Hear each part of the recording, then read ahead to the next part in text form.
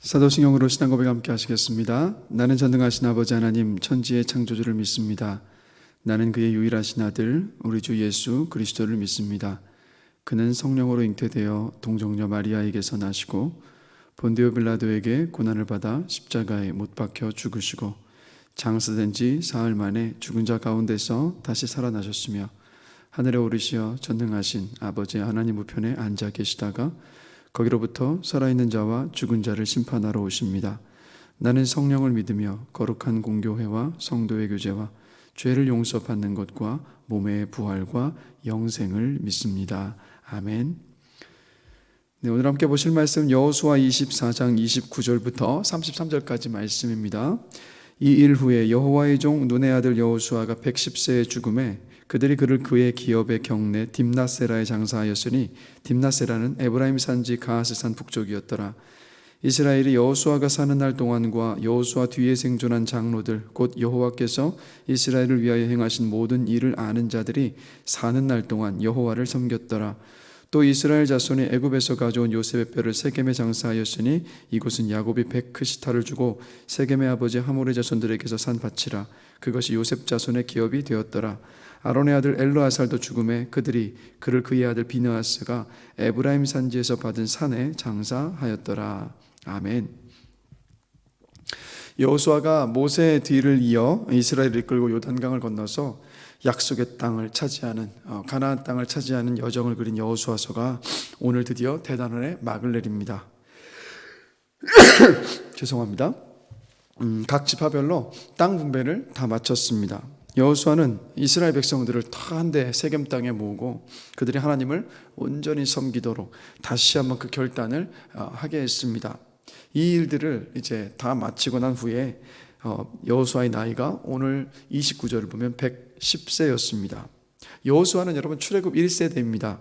그래서 갈렙과 출애굽 1세대로서 광야를 지나서 또 가나안 땅에 들어왔었던 유이한 사람이 바로 여호수아와 그리고 갈렙이었습니다. 그래서 여호수아서 15장을 보면 갈렙이 모세의 명령으로 가나안 땅에 12명의 정탐꾼을 보냈을 때 그때 갈렙의 나이가 40살이었습니다. 그러면 여호수아의 나이도 갈렙과 비슷한 연배였을 것으로 추측이 됩니다. 그렇다면 갈렙처럼 40세라고 한번 가정을 해본다면 출애굽할 때 나이가 40세라고 계산을 해보면 여호수아는요 40세부터 110세까지 70년 동안을 한결같은 믿음으로 살았던 사람이었습니다. 여러분 요즘 여러분의 인생에서 무엇을 가장 소중한 가치로 두고 살아가고 계십니까?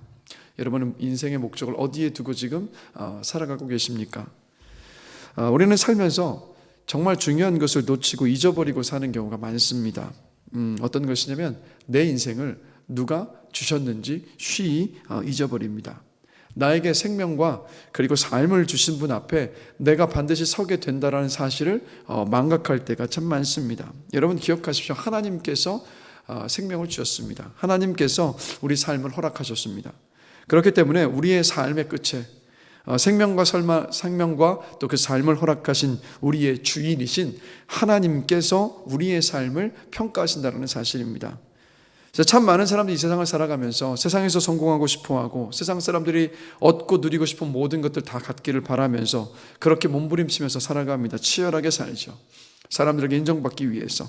그러나 사실 여러분 우리가 이 땅을 살아가면서 우리가 인정받고 싶어 했던 일들, 성취하고 싶었던 일들, 성공하길 바랬던 모든 일들, 사실 하나님은 그런 모든 일들에 큰 관심이 없으시다라는 것.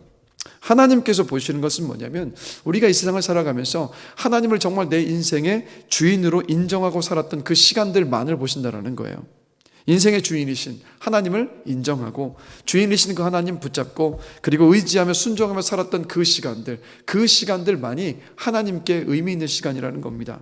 그래서 여러분 여호수아의 삶이 아름답고 귀했던 이유는 뭐냐? 70년을 한결같이 하나님께 충성하며 살았던 사람이었다는 거예요. 여러분 여호수아서가 시작하는 1장 여호수아 1장 1절을 보면요, 여호수아 1장 1절에서 여호수아를 이렇게 소개하고 있습니다. 여호와의 종 모세가 죽은 후에 여호와께서 모세의 수종자 눈의 아들 여호수아에게 말씀하여 이르시되. 자, 여호수아는 모세의 시종이라고 처음에 불렸어요. 모세의 시종으로 여호수아 1장 1절에서 그렇게 시작을 했습니다. 그런데 70년의 세월이 흘러서 여호수아가 이제 하나님 앞에 서게 될 그 마지막 순간이 된 110세 때 뭐라고 부릅니까? 여호수아에 대해서 이렇게 말씀하고 있어요.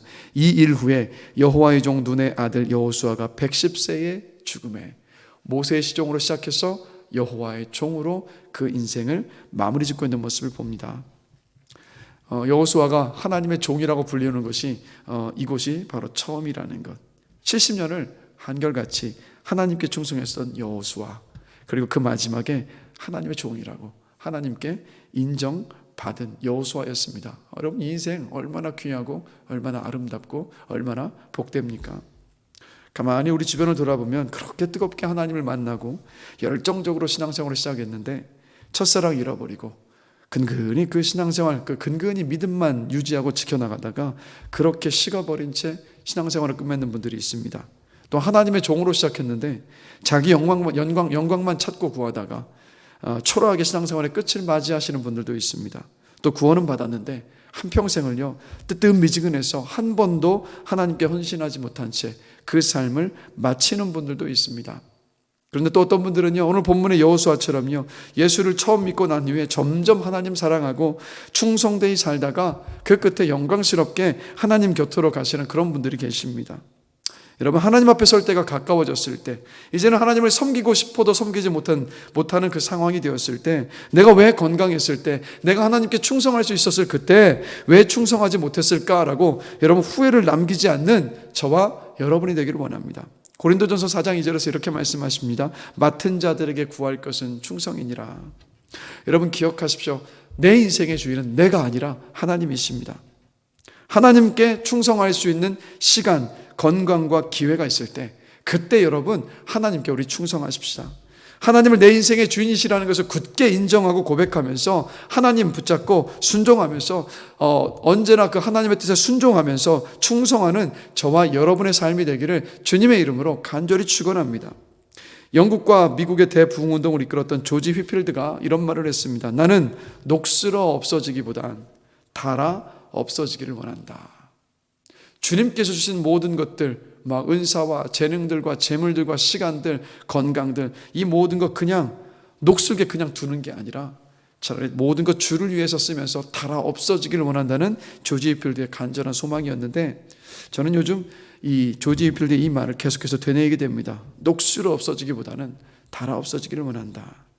주를 위해 일할 수 있을 때, 건강하고 힘이 있을 때, 이때를 하나님께 온전히 드리고 싶습니다.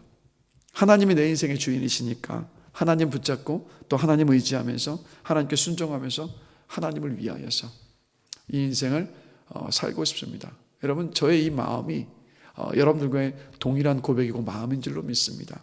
그래서 함께 우리 격려하면서요, 밀어주고 끌어당겨주면서 하나님께 충성하는 이 삶, 하나님을 위해 살아가는 저와 여러분이 되기를 주님의 이름으로 간절히 기도합니다. 그리고요, 오늘 본문 속에서 우리가 또 중요하게 기억해야 될 것 또 한 가지가 있는데, 바로 믿음의 유산을 남겨야 한다는 겁니다. 31절 보실까요? 이스라엘이 여호수아가 사는 날 동안과 여호수아 뒤에 생존한 장로들, 곧 여호와께서 이스라엘을 위하여 행하신 모든 일을 아는 자들이 사는 날 동안 여호와를 섬겼더라. 자, 여호수아가 살아 있을 때, 그리고 여호수아 뒤에 가나안 정복 전쟁 중에서 보여주셨던 하나님의 일하심을 봤었던 장로들이 살아있을 때는 그 후손들이 하나님을 섬겼습니다. 그러나 이들이 다 죽고 난 후에 이스라엘은 하나님이 아닌 우상을 섬기기 시작했습니다. 하나님을 버렸고 하나님에게서 멀어졌어요. 그래서 여호수아 다음에 사사기로 넘어가면 정말 안타까운 말이 나오죠. 자기 소견에 옳은 대로 살기 시작했다는 것. 여러분, 우리만 구원받고 하나님의 은혜와 일하심을 경험하면서 살라고 저와 여러분들을 구원해 주신 게 아닙니다. 하나님의 관심은 항상 다음 세대에 있었어요. 믿음의 유산이 이어지고 믿음의 다음 세대가 일어나는 것에 늘 하나님의 관심이 가 계셨다라는 것을 성경 곳곳에서 계속해서 발견을 합니다. 그래서 여러분, 부모 세대는요, 부지런히 부모가 만나고 경험한 그 하나님을 자녀 세대에게 전해야만 합니다. 부지런히 말씀을 가르치고 읽고 나누어야 합니다. 부지런히 예배의 자리를 사모하도록 가르치고 권면하고 여러분 독려해야 돼요. 무엇보다도 여러분, 눈물로 자녀를 품고 기도해야 됩니다. 우리 자녀들이 하나님을 만나게 하여 달라고, 하나님을 신뢰하는 믿음으로 살게 하여 달라고, 내가 만난 하나님이 아니라 내가 만난 하나님에 대한 이야기를 듣고 이들이 소망을 품고 이들이 하나님을 생생하게 만나게 하여 달라고, 정말 살아있는 그 믿음과 신앙 안에 서 있게 하여 달라고, 여러분 우리가 끊임없이 눈물로 자녀들을 위해서 품고 여러분 기도해야 합니다.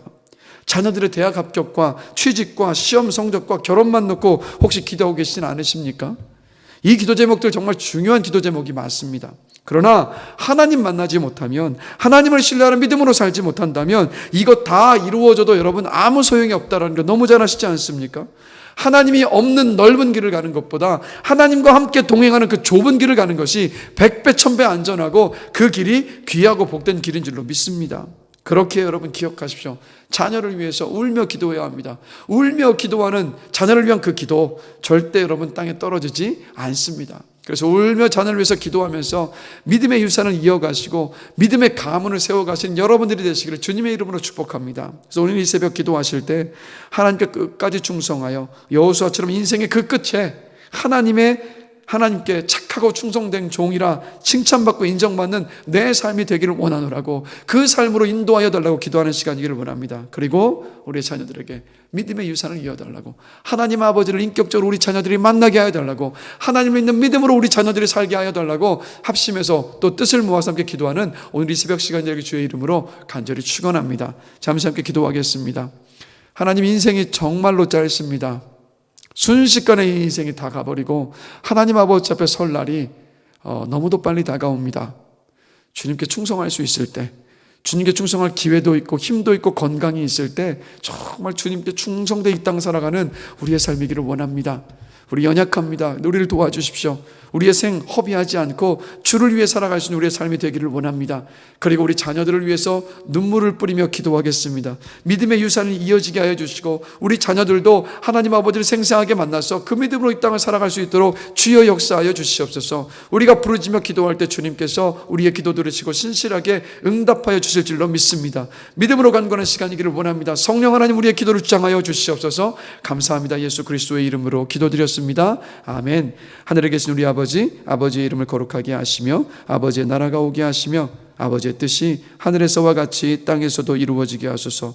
오늘 우리에게 일용할 양식을 주시고 우리가 우리에게 잘못한 사람을 용서하여 준 것 같이 우리 죄를 용서하여 주시고 우리를 시험에 빠지지 않게 하시고 악에서 구하소서. 나라와 권능과 영광이 영원히 아버지의 것입니다. 아멘.